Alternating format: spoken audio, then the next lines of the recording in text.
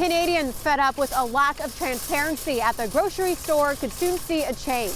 Experts say the grocery code of conduct could shift how some of Canada's biggest retailers and suppliers do business behind the scenes.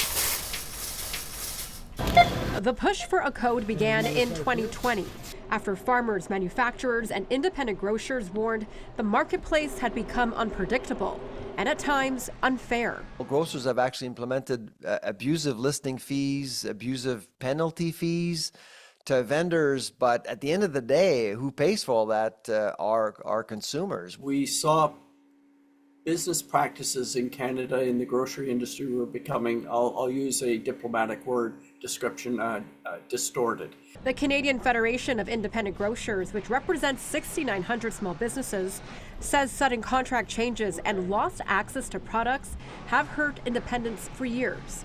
The new code is designed to address exactly that. The playing field in Canada, due to the consolidation that we have in this industry, will never be even, level.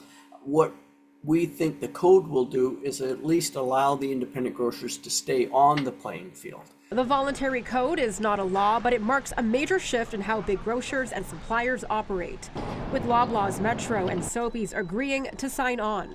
Officials say it sets clear expectations and introduces a dispute resolution system to settle issues when deals break down. In this case, if an independent feels that their agreement has been contravened and they're not receiving the supply to which they have reached a mutual agreement with the supplier, the code adjudicator will investigate that, and the supplier will have to demonstrate that if there's a shortage of product, then there better be a shortage for everybody. But for those already struggling, this may not be enough.